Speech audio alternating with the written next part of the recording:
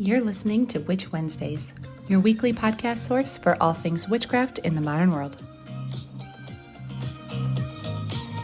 Welcome back to Witch Wednesdays. I'm Steph, and I have a special guest here with me today to chat all things witchcraft in her personal path and her YouTube channel, which is how I found her. So I'm really excited to chat about that. But I'm going to let her introduce herself and tell you where you can find her online. Thank you, Steph. I'm so excited to be here. My name is Deana, and you can mostly find me on my YouTube channel, which is called Magick Unleashed, and that's magic with a CK. You can also find me on Instagram as Deana Blondell, and I also have a new website in the works and everything, new exciting things happening, which I will announce on my Instagram. Yay! And I will have all of those things linked over in the show notes at witchwednesdays.com so you can find her easily. And I know you have mentioned this before, so I just wanted to say I wanted to let you pronounce your own name because I know you said that it gets mispronounced, and it's really funny because you spell your name the exact same way as my friend, and you pronounce it the same way, and she gets so mad when people call her Deana because that's what it's spelled like, and I understand why that might drive you insane. That's so funny. Yeah, it's hilarious because I've actually had so many people tell me that I've spelt my name wrong. Oh my gosh, you hate that. Yeah, they're like, no, you spelled it wrong. I'm like, I think it's just my name, but okay. But yeah, no, my dad's name's Dean, so they literally just added an A to the end of it. But I've met a lot of Deanas, and they spell their name with two N's. Yet a lot of people think Deana is spelled with two N's, but I don't know. That's so funny. But I knew as soon as I saw that name, I was like, yeah, it's Deana, I'm pretty sure. So I'm glad that you were able to say that and get that cleared up. So let's dive in then, chatting about your practice. And I want to start with what inspired you to, first of all, start witchcraft, and second of all, to turn that into a YouTube channel. Yeah, it honestly, it happened in a really weird way. I did not expect it. I did not see it coming. So if I were to have started my YouTube channel like 5 years before, it probably would have been a makeup channel, which is really funny. I always wanted to do YouTube, but I didn't do the YouTube channel at the time because I was working at Sephora, and you weren't allowed to make makeup videos if you worked at Sephora. It was a weird rule that they had for their employees. Oh. Yeah. They just like wouldn't allow you to review products. Like if you wanted to make tutorials, you could, but you weren't allowed to review products if you worked for them. So it was really weird. I guess they just wanted us to always love everything. Oh, okay. I guess that makes sense. Yeah. So I ended up starting a YouTube channel, but I started it around the time I was still at Sephora, and I ended up making like a lifestyle channel. And it was kind of around the time I started to just dive a little bit into the self-help industry and like spirituality. I was just starting that off, and I think I was around 22, 23. So I came to it a little bit later in my life. And it kind of happened when I met my boyfriend and his family. So his family definitely kind of introduced me to spirituality. His mom is a Reiki master. They do a bunch of different healing modalities, body talk, card readings. That's where I got introduced to all that, and oracle cards. And when I met him and I saw all these fun things and crystals and cards and stuff at his house, I was just instantly intrigued because I've always been interested in that, and I've always like been curious, and I've always wanted to step into like the occult section and indigo, and I just had a fear though. Like I was so worried about what other people would think, and I didn't fully allow myself to really explore that before that. So I guess once I stepped into their family, I was, introduced to a completely new community that was very open-minded, and I was able to just start to really explore that part of myself. So around this time is when I actually started my YouTube channel, and it was completely different from what it is now. It was more so lifestyle, a little bit of spirituality, but mostly just like self-improvement type content because I was reading a lot of like self-help books and things like that. And the more I explored, the more I read, I actually started kind of finding myself more into like the witchy side of the internet. And I was like, oh, there's this whole other world. What is this? Like there's so many modern day witches, and I was just so intrigued, and I've always been intrigued by spirit, like the spiritual, like paranormal, psychics, all of that. Like it's always fascinated me. And now I look back to my childhood, and I feel like a lot of the things that I experienced as a kid were very kind of a little bit like, intuitive, paranormal in nature. Like I think I had a very strong intuition at a young age. I just kind of lost it along the way in school and stuff, and I just ignored it. But I look back and I'm like, oh, interesting. That's probably was something more than what I thought it was. But when I found this world, I just instantly connected with it. I was so excited. I couldn't stop reading and looking into it. It felt like home to me, if that makes any sense. And I was like, I wish I found this sooner because this is just so cool.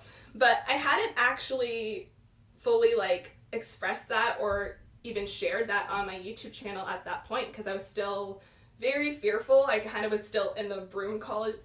The broom closet is what they call it. I was collecting things for my, my witchy stash. I had my apothecary growing in my room I had this little ottoman, so I had things just kind of hiding in there. I had a bunch of herbs. I was starting to buy more crystals. I was buying a lot of witchcraft books and stuff, but I was just kind of practicing more privately at that point.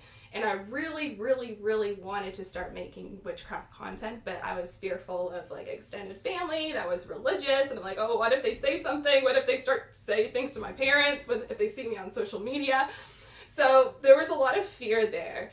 And it took a while for me to just be like, whatever, like I'm just going to do what I want to do. And I think the first video that I kind of just like came out and was completely honest with it was me expressing how witchcraft has like changed my life and the stigma around witchcraft. And I posted that video. And posting that video actually felt very freeing for me. And from there, I'm just like, I'm just going to make whatever I want now. And I started to really rebrand my YouTube channel. It became Magick Unleashed, not my name anymore. And I just felt so free to just make whatever content I want. And it's funny because as soon as I did that and I was making content that I genuinely loved, that's when the community started to grow more. So you got to do what you like feel called to do and what feels right in your heart, honestly. Yeah, I think that's a great point that people, understand when you are coming across as authentic. So it makes sense that that's when your community started to grow. Because they can see how much you enjoy what you're doing, and that comes across in your videos. Definitely, I love your videos. I think they're great. I watch you all the time. Yeah, So it's just honestly, it was inspired by a love for something that was changing my life. That's where my content comes from. Like I just share what helps me and makes me happy. I like that. So is this the same boyfriend that you did the tarot deck, the Dungeons and Dragons tarot deck video with? Yes, Oh, I love him. He's so sweet. He's amazing. He's the best. Oh, he's so much fun. And he's not like super spiritual himself, but he's so open and kind and like supportive of everything I do. Like I don't know anybody more supportive than him. He's always telling everybody about my witchcraft YouTube channel. Like he'll just tell a stranger he meets like on the job, and he's got me random subscribers. It's just so funny. Oh, that was so nice of him to like be on your channel and like do a video with you. Like that was great. Yeah, it was fun. So that's nice to at least like have some family then that can support you and be on your channel with you and sort of be a guiding hand in this.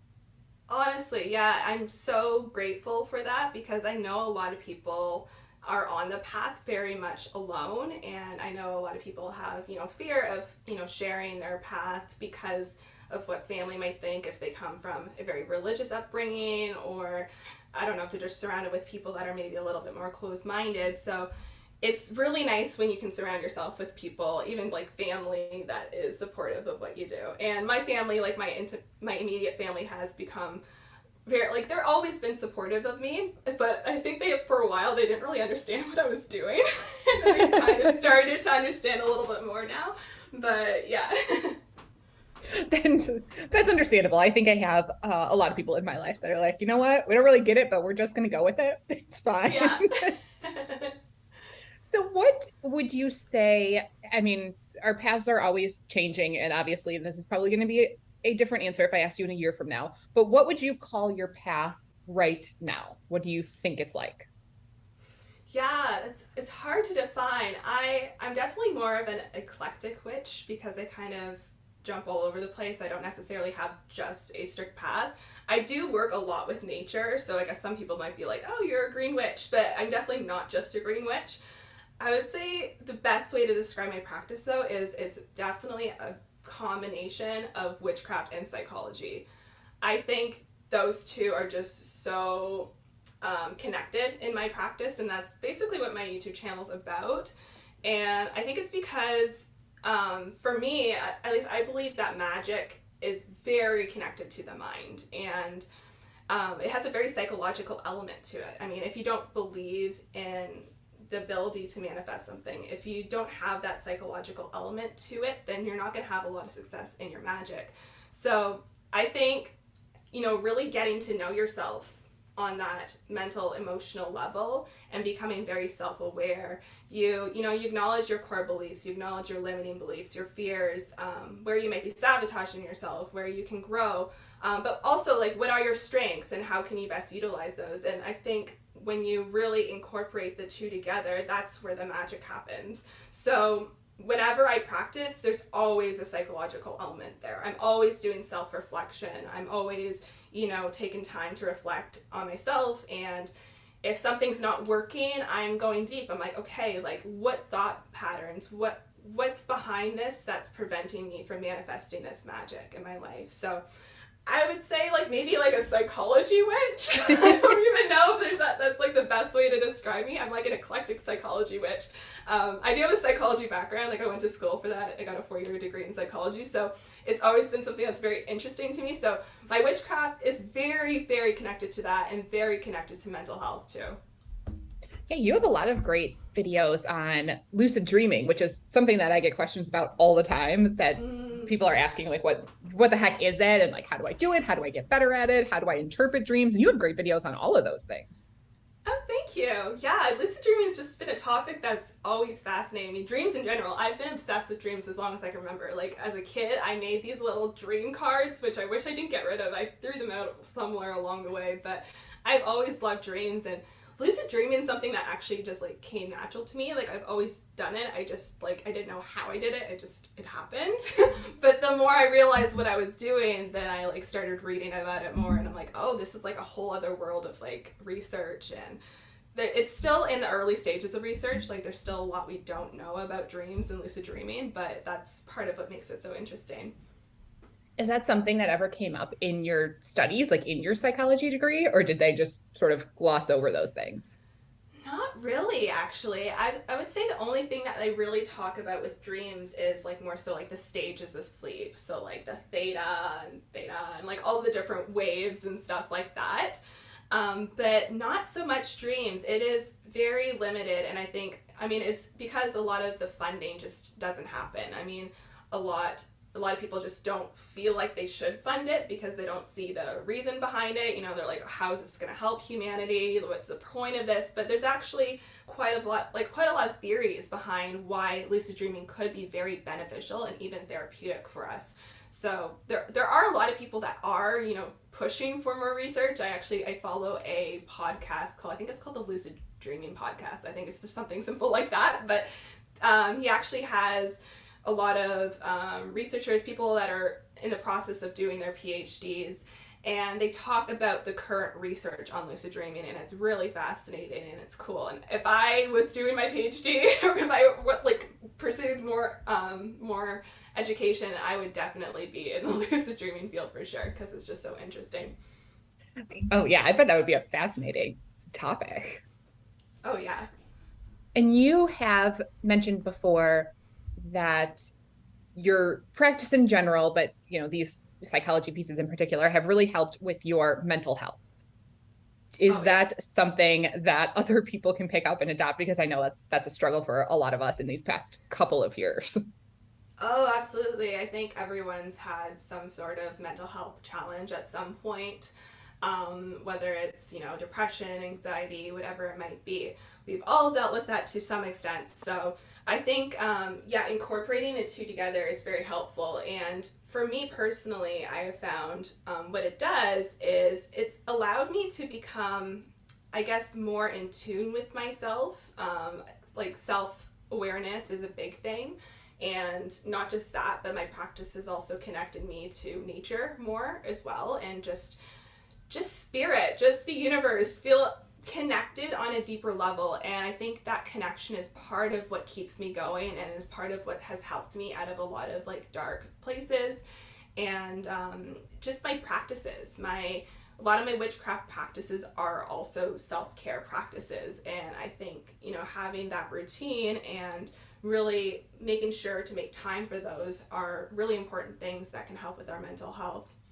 But one thing my witchcraft practice has really taught me is to really be in touch and pay attention to my natural cycles. And I think that's something that a lot of us don't do. We live in a world that is all like hustle, hustle, hustle.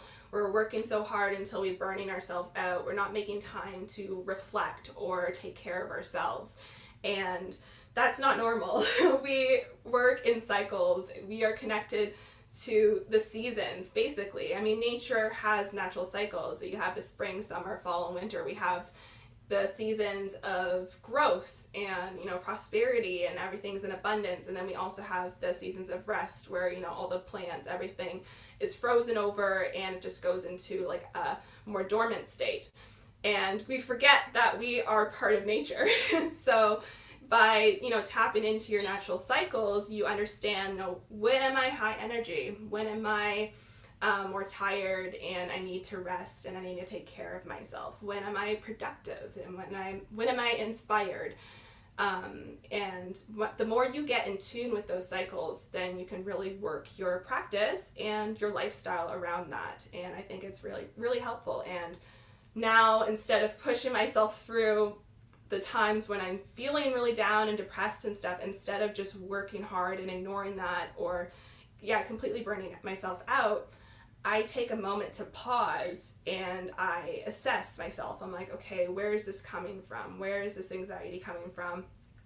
I work through that. I talk myself through that. I do some deep breathing, meditative practices, journal, pull a few cards, whatever it may be. I deal with it in that moment and I work through that, so then I'm in a healthier place for whatever next thing life has to offer, whatever's coming next in my life. But yeah, it has changed my life, and I think I definitely encourage people to take the time to really, reflect. And I think a big part of not getting past these stagnant energy when we're depressed or anxious and stuff, a big part of what keeps us in that is not taking the time to work through that. I think a lot of people kind of ignore it, or they avoid it, or sometimes they just stay in it. I mean, there's a difference between reflecting on it and working through it, and also just staying in the sadness too.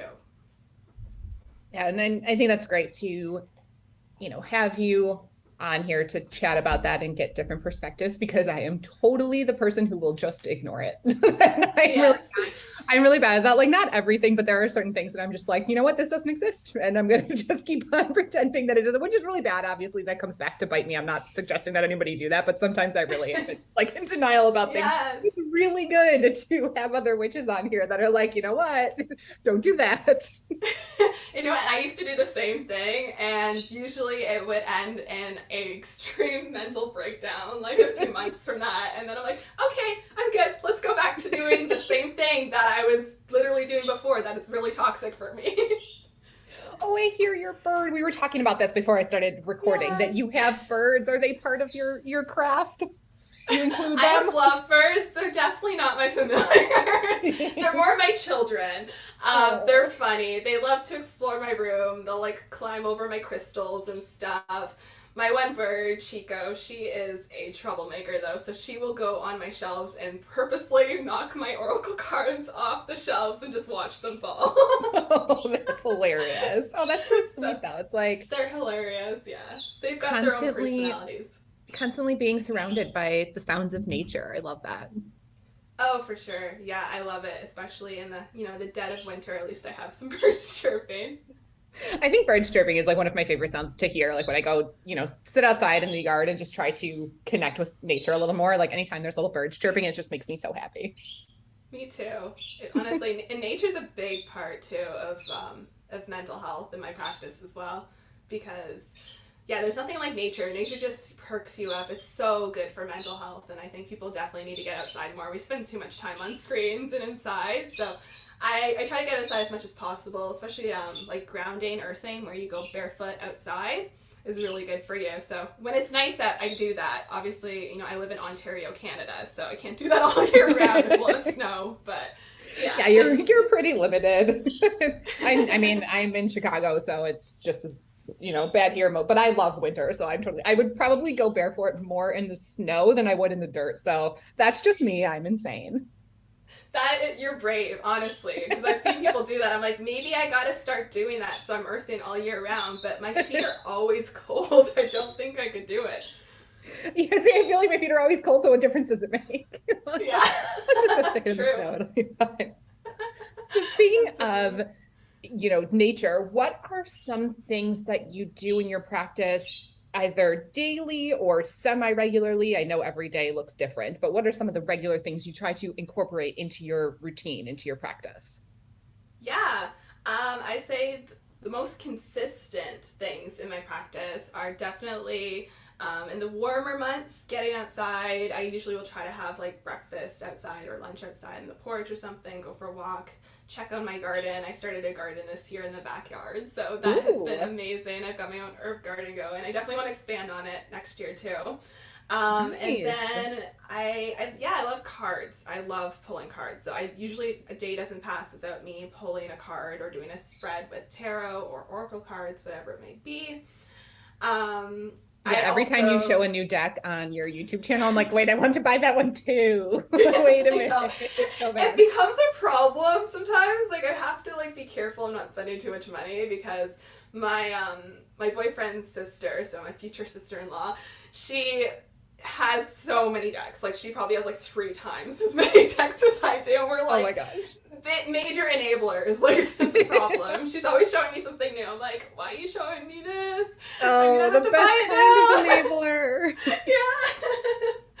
Oh my goodness. But yeah, other than that, music is actually a big part of my practice. I have like an extensive spiritual playlist on Spotify that I just love listening to. It just puts me in a good mood and stuff. So listening to that, moving my body, I am not ashamed. I'm not embarrassed. I have dance parties by myself in my room because it just feels good and it puts me in a great mood. So I'll do that often, actually. And then the rest just kind of depends on, the season and where I'm at. So, the cooler months, I usually tend to drink more tea. So I'll drink my tea and I'll stir it and stir in my intentions into my tea. And, reading, I do a lot of reading when I can on like witchcraft, lucid dreaming, all of that stuff. Spells and rituals kind of just come as I need them. I know some people have these really insane witchcraft routines every single day where they're doing spells every day. At least that's what they say on social media. I'm like, how do you have time for that? Also, why do you need to spell every day? I know, me neither. And like, I don't know, how many spells do you really need to do? Like, as things come up, as you feel like you need to do them, you do them. But then you just kind of go on with your day and you take action and you do the things that you needed to do to also help that manifest. But yeah, I try to meditate when I can. I try to do like visualizations, anything that can aid me in my spiritual practice and, working with energy, things like that. I need to get better with my yoga routine. That is one thing that I really want to be consistent with. Like I want to do it every single morning, but it hasn't happened yet. I have never been able to accomplish that. It's like on my ultimate, lifelong goals list too, but it's never happened in any sort of consistent basis. So. Yeah, I'm very much take a day as it comes kind of thing, like I feel the day out. I'm like, where am I at right now? How am I feeling? What do I need today? And I just kind of go with the flow. Which is good advice. I know. Yeah. question, just because I don't particularly know the answer, but how is the witchcraft community where you live? I like know mostly, like I pretty much know how like the States is set up. That's like it's harder to find community in the South where it's sort of the Christian Bible Belt and there's not a lot of witchcraft stores. But what is it like up in Ontario? Yeah, I've been very lucky. I've been introduced into the spiritual community up here through partially my mother-in-law and like her tribe and everything. So there's actually a lot of people around here, and we have like a local spirit. We have a couple of local spiritual shops, and through there we have communities, and we often have a lot of like psychic fairs and stuff that go on. So it's really cool that you're like able to get out and network and speak to people that way. And just like the next city north of me, there's also like more spiritual shops, and I've joined like community through there as well. And yeah, so there's actually a lot of people. I have met a lot of people online too, I have to say. Like I am part of some spiritual communities online, but local, you'd be surprised. I feel like a lot of people don't realize what's around them, and you just kind of have to do your research, and sometimes it depends on who you know and word of mouth. But I mean, to be fair, I wasn't fully aware of the community until I met like my boyfriend's family. So it's definitely like putting yourself out there and getting to know people will open up so many different doorways and new like communities that you can be a part of. And it's really cool. It's supportive and it's exciting, and you can have some really cool conversations with people. Yeah, it's nice to be able to find that community. I know it can be tough, but for there's just certain areas that it's not as friendly Yes, towards witches yeah, and anything in that realm. But yeah, sometimes it's like a perk of city living is being able to find more people to yeah. connect with. Depends on where you go. And yeah, I would say, yeah, finding like if there's a local spiritual shop around, usually there's some sort of community there. Sometimes they'll have events and stuff, and you can meet people through that. And even like yoga studios, like you'll find a lot of very spiritual people and witchy people in like yoga studios too. And one other thing that, well, I have a last question, but before that, I wanted to ask you if you have any personal witchy glamour routines, because I say this every time I watch one of your videos that you have the prettiest hair of anyone I have ever seen. Oh, It is thank so you. beautiful. I'm like, do you use witchcraft on your head? Like, That's so how does that funny. happen that you look that adorable in every single one of your Oh, videos? thank you. I don't do glamour magic per se, but I think because it's funny because I've had someone ask me before, like, do you use glamour magic? I'm like, no, I've never used glamour magic, but I think a lot of it comes from building up self-love and confidence and like doing that kind of magic. If you do self-love magic and things like that, I think it all honestly kind of transmutes to that. Because I mean, growing up, I was not confident at all. I had so many self-esteem issues, like my entire childhood, my entire like high school experience was not great. I always felt like the outsider. If I made fun of, I was made fun of or bullied in elementary school. I didn't think I was beautiful for a big chunk of my life, and I mean, a lot of that did change when I started to become more comfortable in who I am and getting to know myself as a person, spending more time with myself. But I think, yeah, beauty, it's really true what they say, beauty starts within. So, I mean, you can do glamour magic, you can, do hair masks and stuff, and I love that stuff. Like I love skincare. I haven't done a hair mask in a really long time. I've been a little lazy with that, but like you can pamper yourself, and I'm all for a spa day type of thing. But I think a lot of it just starts within, and just making time to love yourself and show yourself that you care. And the more you take the time to do these things, it teaches yourself, your soul, but also your brain on an unconscious level that you are worthy, and you're worthy of these nice things, and you're worthy of the love and the happiness and stuff. So I think it just comes from being happy. Honestly, just like taking time to take care of me and to do the things I love, to sing, to dance, to practice, get outside, do the things that light me up. And I think the beauty just kind of comes, from that. And you're obviously gorgeous too, so like obviously you're doing Oh, something thank as you. well. But I think your confidence really comes across in your videos. I think that's wonderful. Thank you. So the last question that I always like to ask is, what advice would you give a total beginner? So somebody that's completely new to witchcraft, spirituality, new to tarot or lucid dreaming, whatever it is, if they are just starting out down this path, what advice would you give them? Yeah, I would just say follow what feels good, honestly. Just explore, learn, follow whatever interests you. Like if a certain topic or path is really interesting to you, learn more about it, practice it, try it out. But also, like, don't put yourself in a box too early either. And you don't have to ever put yourself in a box, really. I feel like we're often pressured to label ourselves. But your path, your practice, your opinions, everything's gonna change. Like I have certain opinions that have changed over time that are different from when I first started practicing. And that's just part of your experience, it's just part of your growth. It's always gonna be evolving as you learn more things. So yeah, just start with doing what interests you, what feels right. Learn as much as you can. Honestly, a lot of the beginning I find is more learning than practicing, and that's okay. Like, don't feel like you need to practice right away. Don't feel like you need to practice to be a witch. But also, don't put pressure on yourself either to have this like perfect practice. I think a lot of people get discouraged because they see the perfect Instagrams and they see like, oh, this person's doing all these fancy spells all the time, and I think they get lost in the aesthetic. And yes, witchcraft aesthetic can be so fun and exciting, and I think that's why a lot of people are initially drawn to it. But it goes deeper than that. So don't feel pressured to have the perfect practice, because there is no perfect practice. We're all just, it's eternal students, essentially. So, yeah. Okay, that is really great advice. And speaking of not, making it complicated or having to be perfect, huge practice or whatever, I am definitely going to link over in the show notes your jar spells, your mini jars, which I know I commented on that video when it came out, but I love them. They're so stinking cute.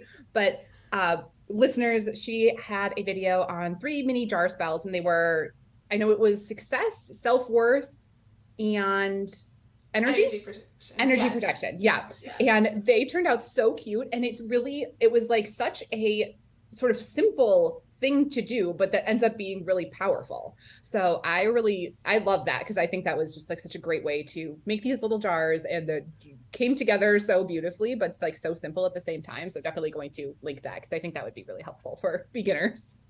Thank you. Thanks. Yeah, and I think that's another big thing with magic. Like, it doesn't have to be complicated. It could be so simple. There's so many easy, simple ways you can incorporate magic into your everyday routine without doing anything elaborate either. So, yeah, it's all about the way you look at life. Like, you start to look at life through a different lens, I feel, when you've practiced magic for a while. It's just like everything feels magical. Everything looks different. Everything's an opportunity, to see things differently. You start turning the mundane into the magical. So I think that's really cool.